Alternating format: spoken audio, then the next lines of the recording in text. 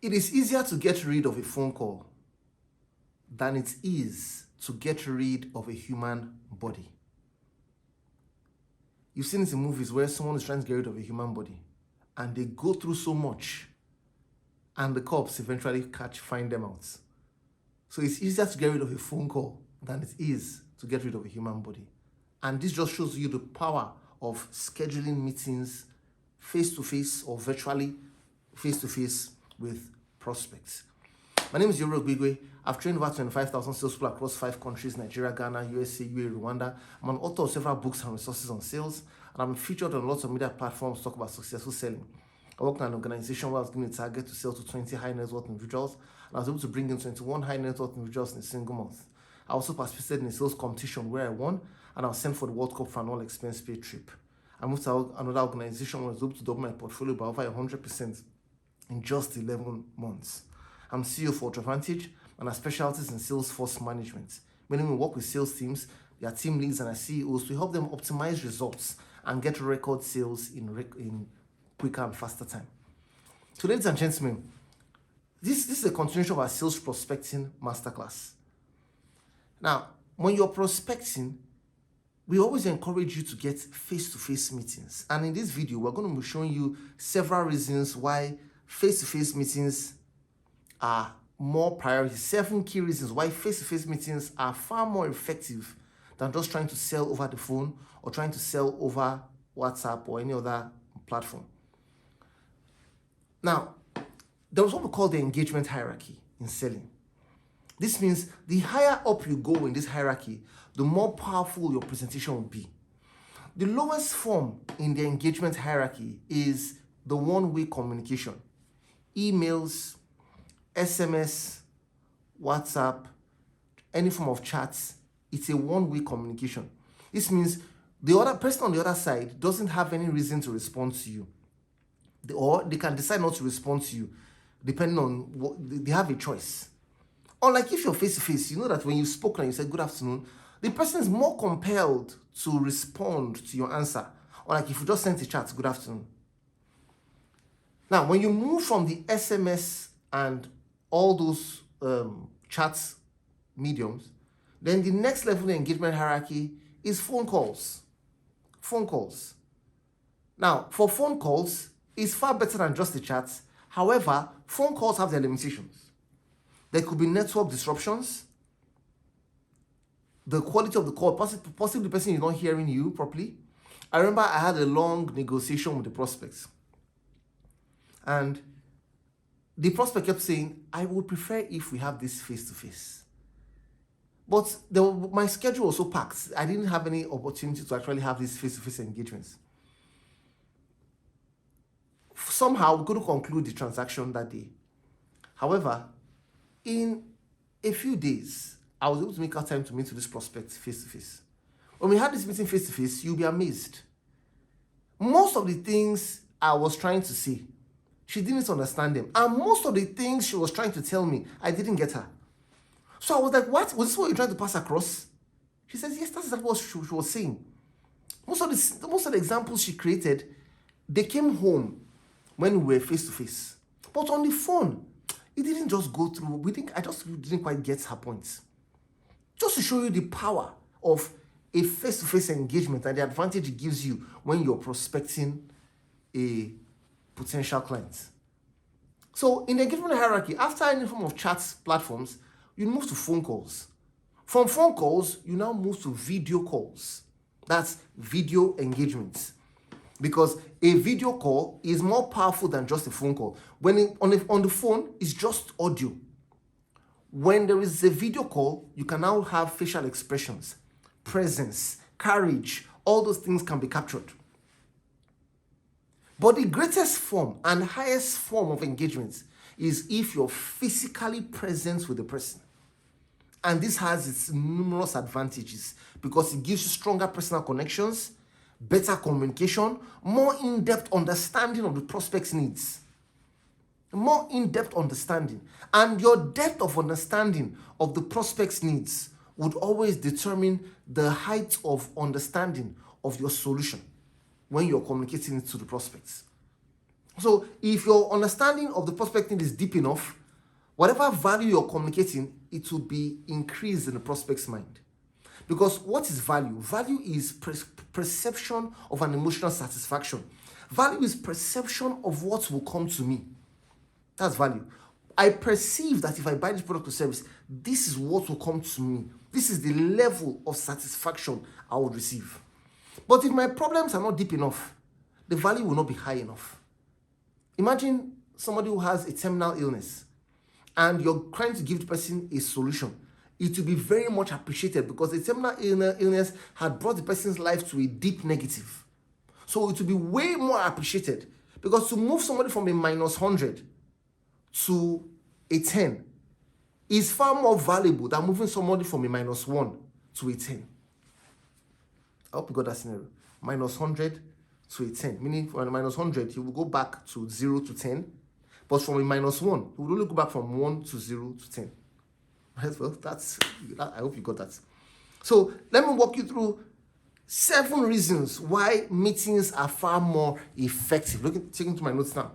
Number 1, it will help you to build trust and rapport better. When people meet with you in person, there is something about the fact that they see your dressing, smell your fragrance, the aura around you. Are you aware that when we move as humans, we carry a presence around us? I'll give you an example. When you went into your parents' room, even if they weren't there,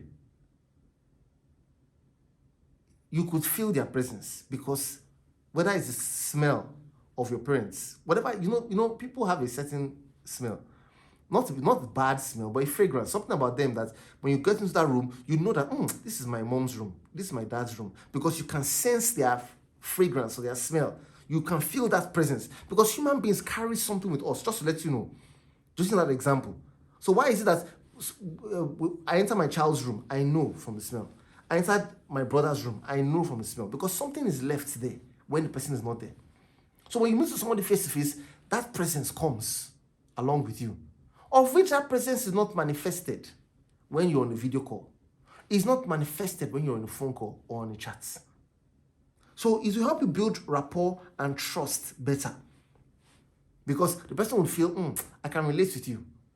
The person may probably want to take the conversation a little longer, giving you more time to engage and to build trust with this person.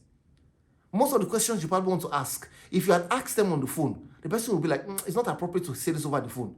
Let's meet in person. Have you seen cases where, I know you've seen cases where somebody says, can we have a meeting? You're trying to talk to the person on the phone, but the person keeps on saying, let's have a meeting. This is not a phone call thing. Let's have a meeting.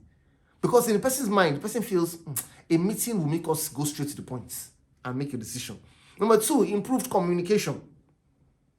Now, for non-verbal communication, such as body language, facial expression, it helps us better when we are face-to-face. Because this is the first sign to know whether a prospect is interested in what you're offering or selling. It's in their facial expressions. Somebody says, but I've seen prospects who have no facial expression. It's not true. If you study faces very closely, you will notice that even the pupil of the eyes dilates from time to time. You would observe that even the eyebrows, there's some slight switches around their face that happen. As much as they're trying to stay still, they can't still. There's something that gives them away at the end of the day. So this gives you an accurate understanding. When you have face-to-face communication, there's improved communication, and it gives you an accurate understanding of what's on this person's mind and how they feel. Imagine if you mention the price and the person says, but on the phone, you may not see this. You just notice there's a silence. And you may not know whether the silence is the silence of I'm shocked about the price, or is the silence of, okay, I'm still thinking about it.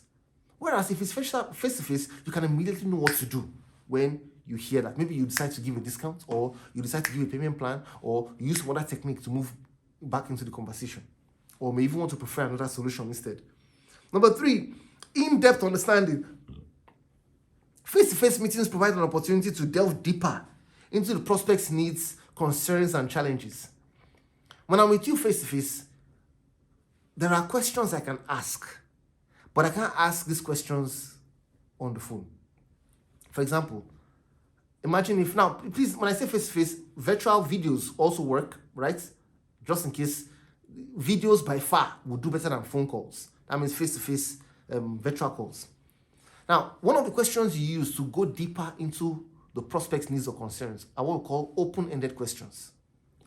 And what are open-ended questions? First of all, let's look at what closed-ended questions are. Two types of questions we have, open-ended and closed-ended questions.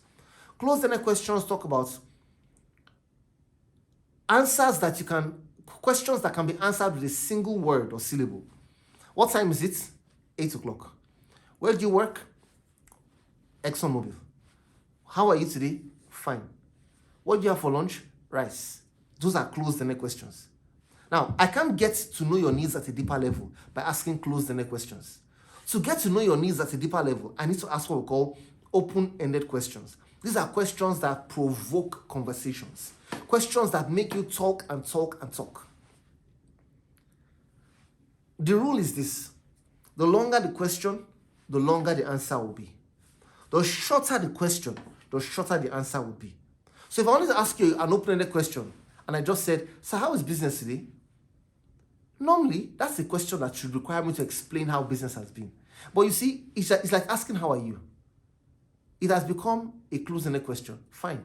How's business today? Business is going well. Is that enough information to give you? Is that enough information to let you know the client's or the prospect's needs or desires? No. But what if I said, longer question, Mr. Prospect, I've been looking at your industry for a while and I see that quite a number of people have left this industry. New ones have come in, but you seem to have stayed despite the ups and downs in this industry. I know there are probably things you're doing right. I know that possibly it's your vision, but I can't really tell. I'll be glad if you can walk me through exactly what has been working for you to give you the advantage. So let me have an idea how business has been. You see, the way I've asked these questions now, my tone of voice, body language, the fact that it's long enough, is an open-ended question. The person will start to explain to me. While the person is explaining, I'll be asking other questions in between to make sure that I get a deeper understanding of these needs. The moment you can have a very deep there's a particular depth of understanding you get to and you find water. There's a particular depth you dig into the soil and you meet water, right? There's also a particular depth of understanding you get to with prospects' needs. They will sell themselves, meaning they will talk themselves into buying your product or service without you selling. Your role is to get to that depth of understanding. Number 4, demonstrating value. If you have face-to-face meetings, you can demonstrate value at a higher level. See, when I decide to come and have a meeting with you, it means that I value your time. I value your business. It even gives me the opportunity to actually show you at a much clearer level what exactly I can do for you. Imagine if I sent you a brochure. You may never even open it. But if I had a face-to-face meeting with you and I shared my screen in your boardroom and I was walking you through everything we have to offer and you actually sat down and you gave me your attention, ladies and gentlemen, you could be closer to the sale than you know. Because if you can sell someone to giving you their time, you most likely can sell them to giving you their money. He that is faithful in little is faithful in much. Time is little, money is much. If I can get you to give me your time, I most likely will get you to give me your money. So you must become a professional in scheduling appointments, in selling appointments, getting people to give you that time so that you can sell to them. Number 5, it reduces technical issues. When we have face-to-face meetings, we don't have many things like, network. Sorry, I didn't hear you. Have you had a virtual meeting before or a phone call? And while you're on the phone, you've spoken for about 5 minutes. And at the end of the day, you said, oh, did you get everything I said? But you said, yes, we got everything you said. Then they ask questions again that sound like they didn't really hear you. Then somebody confesses and said, network is kind of funny, but at least I'm trying to get a picture of what you're saying.